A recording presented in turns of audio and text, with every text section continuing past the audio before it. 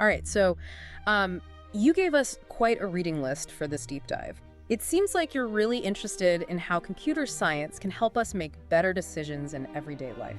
It is fascinating, isn't it? We've got excerpts from Algorithms to Live by Brian Christian and Tom Griffiths. A great book. Yeah, so buckle up. We're about to unpack some surprisingly practical strategies for things you probably do all the time without even realizing there's like a whole field of study behind them. You know, one of the things that really struck me about the book is how it starts by reminding us that the word algorithm can sound kind of intimidating. It really just means a set of steps for solving a problem. Right. And, humans have been using algorithms long before computers existed. Oh, absolutely. Think about how you make a sandwich. There's an order to it. Yeah. You don't just throw all the ingredients in a bowl and hope for the best. Right. But what I find really cool about this book is how they apply these computer science concepts to really tricky human dilemmas. Like the question of when do I stop looking and just choose something? Oh, yeah. Like when you're apartment hunting in a crazy market or trying to find the perfect partner. Absolutely. Yeah. And the book actually dives into a classic example of this called the secretary problem. Okay. The secretary problem. Lay it on me. So imagine you're interviewing candidates for a job and you want to land the absolute best person. You can offer the job at any point, but once you pass on someone, they're gone. Oh, that's tough. So how do you maximize your chances of finding that superstar? Man, that sounds stressful. Do you just go with your gut? Or is there a strategy here? Well, Christian and Griffiths argue that the best approach is actually super counterintuitive. Oh, really? It's called the look then leap rule. Look then leap.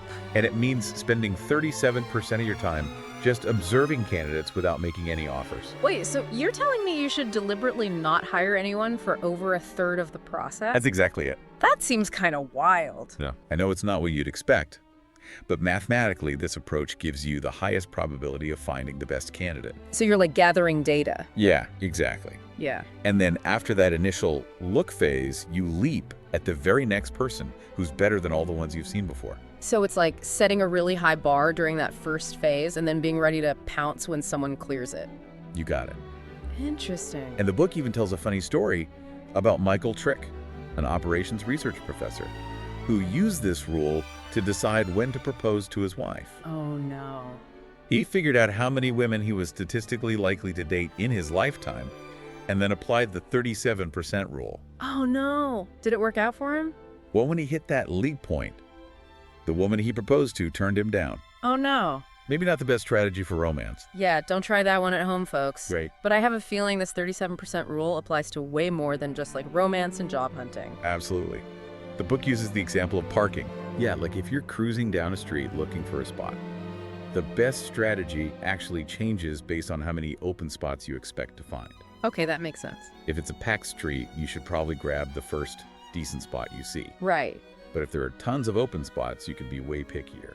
So the algorithm is adjusting to the environment. Exactly. More competition, less time to be choosy. Right. Makes sense. But isn't this a bit unrealistic, though? In real life, you don't always know how many options you'll have, right? That's true. You don't always have perfect information. Yeah.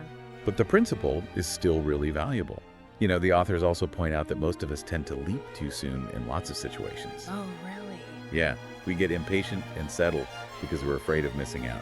That's so interesting. So even just being aware of this tendency to jump on the first decent thing could help us make better choices, even if we don't have all the data. I think so. It's like having this little algorithm whispering in your ear, reminding you to be patient and strategic. Exactly. Now, shifting gears a bit, the book also dives into something called the explore-exploit dilemma. The explore-exploit dilemma. Okay. I like where this is going. Which is all about this balance between trying new things and sticking with what you know works. Right. I use a really fun analogy to explain it. The multi-armed bandit problem. Okay, a multi-armed... What now? You've definitely got my attention. Imagine you're in a casino faced with a row of slot machines. Okay. Each one has a different unknown probability of paying out. You have a limited number of coins to play. How do you decide which machines to try to maximize your winnings? Ooh, tough one. Do you stick with one machine and hope for the best? Or do you keep jumping around trying to find the one that pays out the most? That's the question. Do you exploit what you know about one machine, or do you explore other options in hopes of finding something even better? That's the explore-exploit dilemma. I see the connection to real life now. It's like picking between your favorite restaurant and trying a new spot. Exactly. Or listening to your go-to playlist versus finding new music. You got it. And this dilemma isn't just a human thing. Websites like Google and Amazon are constantly running A/B tests. Right. Which is essentially them exploring and exploiting user behavior to see what makes people click or buy. So in a way, we're all part of this giant multi-armed bandit experiment without even realizing it. That's right. But how do you actually find that balance between exploring and exploiting? Well, there are algorithms for that, too. Oh, there are. Yeah. The book talks about the upper confidence-bound algorithm, which is based on this idea of calculated optimism. Calculated optimism. I like that. It encourages you to try things that have more uncertainty around them, just in case they turn out to be amazing. So you're basically giving those less explored options a fighting chance, just in case they're hiding a huge jackpot. Right. And as you gather more information, the algorithm adjusts, helping you shift from exploration to exploitation.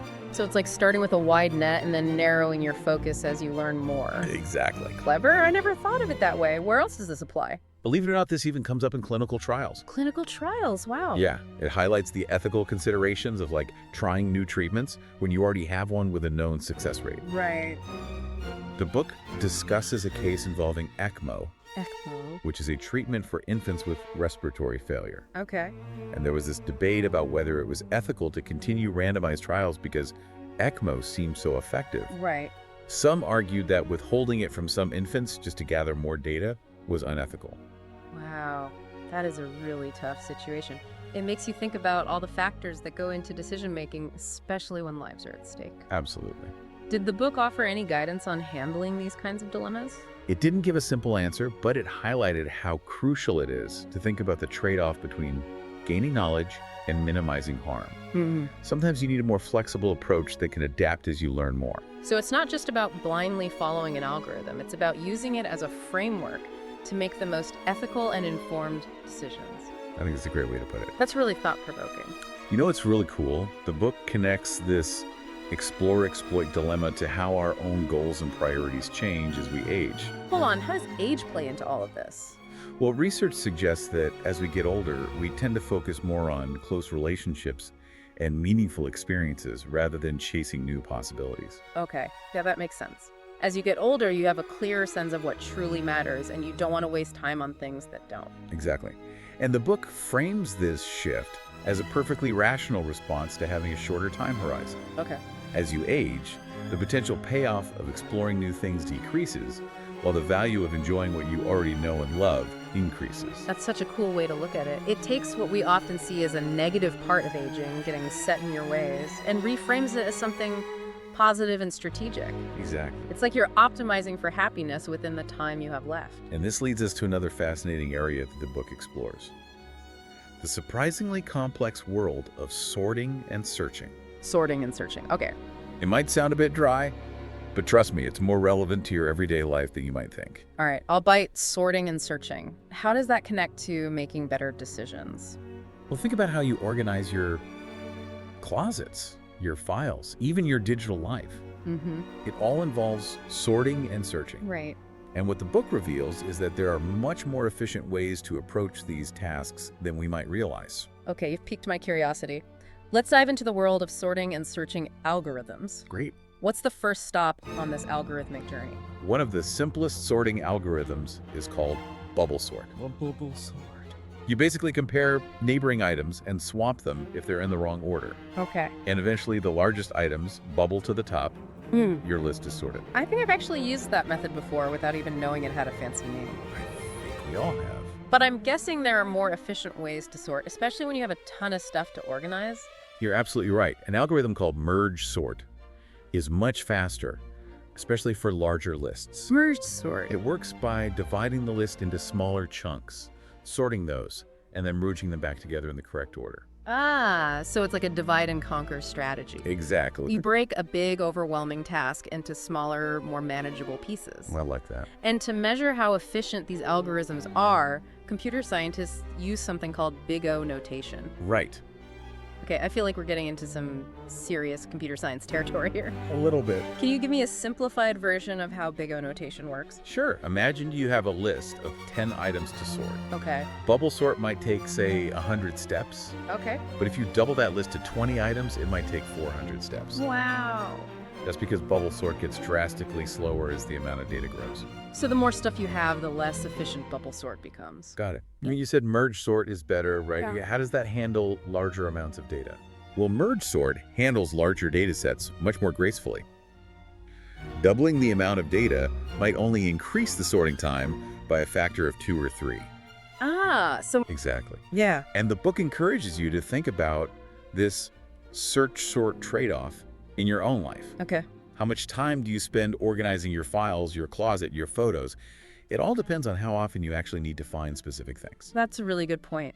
Yeah. I know I've definitely spent way too much time meticulously organizing things that I rarely, if ever, need to access. Maybe a little more algorithmic thinking could help me prioritize better. I think it could. And speaking of organizing things efficiently, this brings us to another fascinating concept from the book. Caching. Caching. I know that word from computers and internet stuff, but how does that apply to real life? Think of it like managing limited space in the most efficient way possible. Okay. Your computer's memory can only hold so much information at once. Right. So it uses the cache to store the data you access most frequently, making it super fast to retrieve. Oh, I see. So it's like having a special shelf for the things you use all the time so you don't have to dig through your whole closet every time you need something. Exactly. The book explains a really effective caching strategy called the least recently used principle, or LRU. Least recently used. Got it. It's surprisingly simple. When you need to make space, you get rid of the item you used least recently. Wait, really? That seems counterintuitive. I usually try to get rid of stuff I haven't used in ages, not necessarily the things I used least recently. I know it sounds backward, but think about it. If you haven't used something in a long time, chances are you probably won't need it anytime soon. Yeah, that's true. But the thing you used least recently might be something you're completely done with. That actually makes a lot of sense. It's like assuming the stuff you've been using lately is more likely to be needed again soon. Precisely. And the cool thing is, LRU isn't just for computers. The book shows how it applies to organizing your closet, your bookshelves, your digital files, pretty much anything. So it's like a universal principle for making the most of limited space. Yeah. That's pretty powerful. What other organizational gems did you dig up from Algorithms to Live By? Well, there's one that really challenges the conventional wisdom of always grouping similar things together. Okay. Have you ever heard of the Noguchi filing system? Noguchi filing system. Can't say I have. Are you telling me there's a better way to organize than keeping all my socks in one drawer and all my shirts in another? Well, it depends on how often you need to find specific socks. I'm all ears. It was developed by a Japanese economist named Yukio Noguchi and is based on a simple rule.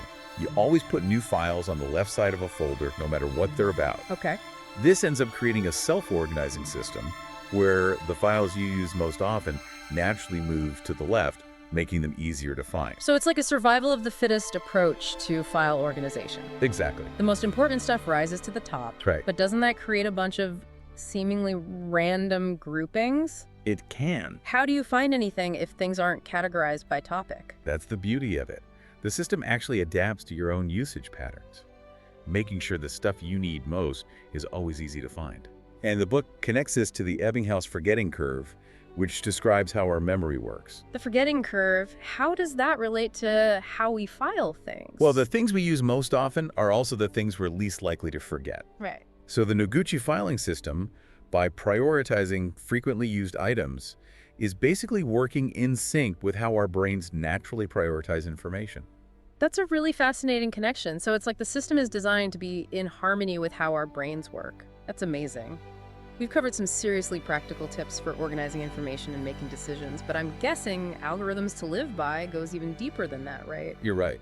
The book also tackles some more complex ideas, like the problem of overfitting, which is all about the dangers of trying to make things too perfect. Overfitting? I'm intrigued. What does that even mean? The book uses a great example of Charles Darwin trying to decide whether to marry his cousin, Emma Wedgwood. Oh, wow. He actually made a list of pros and cons, carefully weighing every possible consequence. So he was trying to be totally rational and data-driven about a decision as big as marriage. Exactly. Yeah. And the book suggests that this level of meticulous analysis can actually lead to overfitting. Okay. By trying to perfectly explain everything that's happened in the past, Yeah. you might miss the bigger picture and make bad predictions about the future. So it's like getting lost in the weeds and missing the forest for the trees. Exactly. It's like drawing a line through a bunch of dots on a graph. Yeah. If you try to make the line perfectly fit every single dot, it might end up being a super squiggly, complicated mess that doesn't tell you anything useful about the overall trend. Ah, I see. So a simpler line that captures the general pattern is actually more useful even if it doesn't perfectly match every single data point. Right. And the book talks about ways to avoid overfitting, like testing your predictions on a separate set of data to see how well they hold up. So it's like getting a second opinion to make sure you're not just fooling yourself. Exactly. And this idea of overfitting applies to all kinds of things. Evaluating job performance, learning new skills, even forming habits. Wow. It's about finding the right balance of complexity, something that's accurate but also flexible. That's a great insight. It reminds me of the saying, perfect is the enemy of good. Exactly. And the book even shares a story about a scientist who used her research on protein folding, how proteins fold into their most stable shapes, to plan the seating chart for her wedding. Wait, she used protein folding to figure out where people should sit at her wedding. Now that's some serious outside-the-box thinking. It turns out that figuring out how proteins fold is surprisingly similar to arranging people at tables in a way that maximizes social connections. Wow. She applied her scientific expertise to solve a real-world problem in a totally unexpected way. That's incredible. It just goes to show how seemingly abstract scientific concepts can have these surprising applications in our everyday lives. Okay, we've covered a lot of ground here. Optimal stopping exploration versus exploitation, the complexities of sorting and searching, the power of caching, the dangers of overfitting. My brain is definitely doing some algorithmic gymnastics right now. It's a lot to take in. And the book wraps up with a really profound idea that brings everything together. Computational kindness. Computational kindness. Okay, you've got my attention again. What is that? It's the recognition that some problems are just inherently difficult, even for computers. Okay. And we can be kind to each other by framing our requests and interactions in a way that minimizes the mental effort required to understand them. So it's about being mindful of the fact that everyone has limited brain power and trying to make things easier for each other. Exactly. The book gives the example of U.S. currency. Okay. Imagine if we added an 18-cent coin to our system. But an 18-cent coin. It would make calculating change unbelievably complicated, even for computers. Wow, I never thought about that. So you're saying it would become this ridiculously complex problem every time someone had to make change? Yes. It would add a level of complexity that would overwhelm both cashiers and customers. Right. So by sticking with a simpler system of denominations, we're actually being computationally kind to each other without even realizing it. That is a fantastic example. It highlights how even small design choices can have a huge impact on cognitive load. Right. And the book suggests that we can apply this idea of computational kindness in countless ways.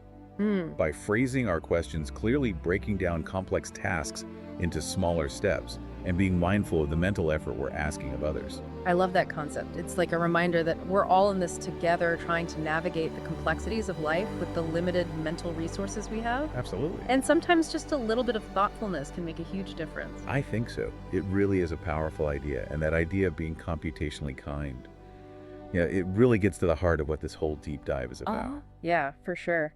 So let's bring this back to you, the listener. What does all this algorithmic thinking actually mean for your everyday life? Well, I think it's about recognizing that computer science isn't just about machines and code. It's a way of understanding the structure of problems themselves, whether those problems involve data relationships or even the way our own minds work. So it's like a new lens for looking at the world, a way to see patterns and strategies that might have been hidden before. Exactly.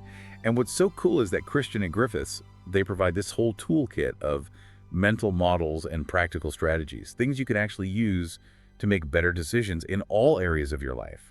That's what I love about this book. It's like instead of just being controlled by our instincts or biases, we can actually use these algorithms to make more like thoughtful, informed choices. I like that. Yeah.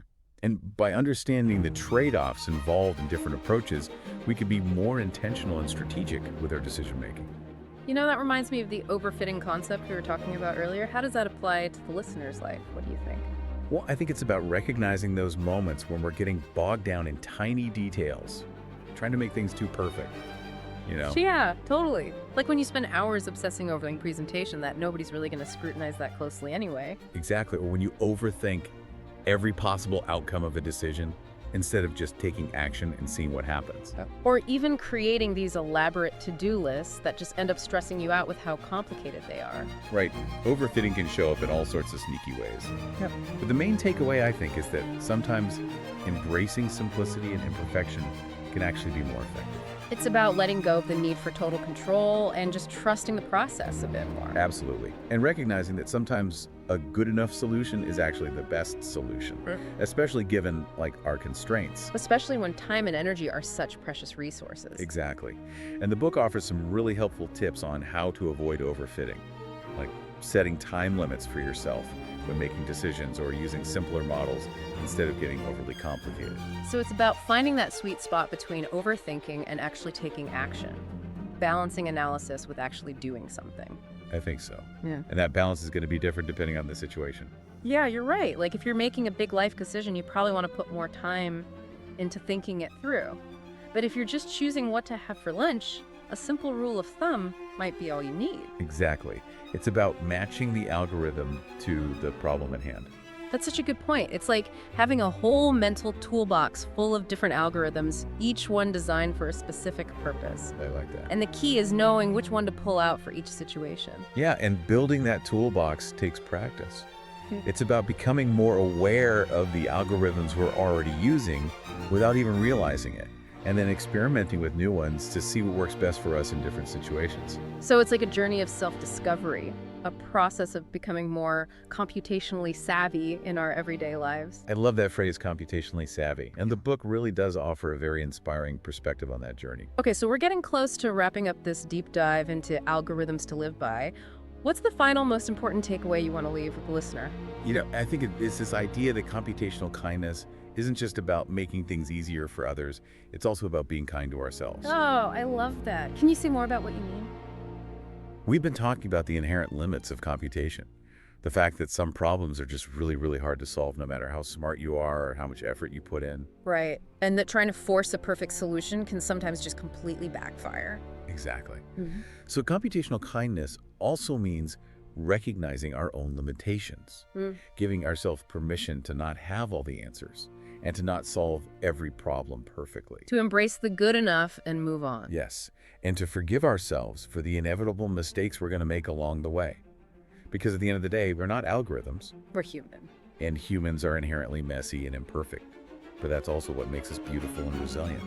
I love that reframing. It's like a reminder that the goal isn't to become perfectly efficient machines. Yeah. It's about living a fulfilling, meaningful life with all its imperfections. Exactly. And algorithms, if we use them wisely, can actually help us do that. They can free up our mental energy and allow us to focus on the things that truly matter. Things like creativity, connection, joy. Precisely. So go out there and be computationally kind to yourself and to everyone around you. And maybe sprinkle in a little bit of algorithmic magic into your life along the way. Yeah, and that's a great point to end on. But actually, before we sign off, there's one more thing from the book that really stuck with me. Oh yeah? What's that? Well, Christian and Griffiths talk about how understanding algorithms can actually make us more compassionate people. That's interesting. How so? They use the example of someone who's always late. Ah, yes, the perpetually tardy friend. Exactly. Our first instinct is often to judge right, like to think they're being inconsiderate or that they're just disorganized. Yeah, it's easy to get frustrated when you're always waiting for someone. Right. Yeah. But the book suggests that maybe there's more to the story. Okay, I like where you're going with this. Maybe they're actually dealing with a really complex scheduling problem that we don't even realize, right? Yeah. Like they're juggling a million things with unpredictable deadlines. Or maybe they're just really bad at estimating how long things actually take. Which, let's be honest, is a pretty common human flaw. Totally. And so by understanding the computational difficulty of these problems, we can start to see that person in a new light. Instead of seeing them as inconsiderate, we start to understand that they might just be struggling with the inherent complexity of time management. Yeah, I see what you mean. And that shift in perspective, I think, can make a huge difference in how we treat them. Absolutely. Instead of getting annoyed or frustrated, we can offer support or even share some of the time management strategies we've learned. Right, like time boxing or prioritizing tasks. Exactly. And even if those strategies don't completely solve the problem, just offering them shows that we get it, that we understand the challenge they're facing. And that kind of understanding can be so powerful, both for the person who's struggling and for the relationship as a whole. Totally. It's a reminder that we're all in this together, figuring things out as we go, trying to navigate this crazy, complex world with the limited resources we have. Yeah, and sometimes just a little bit of computational thinking can help us do that with a lot more grace and compassion. That's beautifully put. So as we wrap up this deep dive into algorithms to live by, I hope you'll think about how you can apply these ideas, not just to your own life, but also to your interactions with the people around you. To approach the world with more curiosity, more understanding, and maybe a little more computational kindness. Yeah, because in the end, it's not about becoming robots. It's about using these tools to enhance our humanity. And to create a world where everyone can thrive. Well said. Thanks for joining us on this deep dive into algorithms to live by. We hope you've gained some valuable insights and some practical strategies that you can actually use in your own life. It's been a pleasure exploring these ideas with you. And remember, the learning never stops, so keep diving deep into those fascinating topics that spark your curiosity. Until next time, happy algorithms!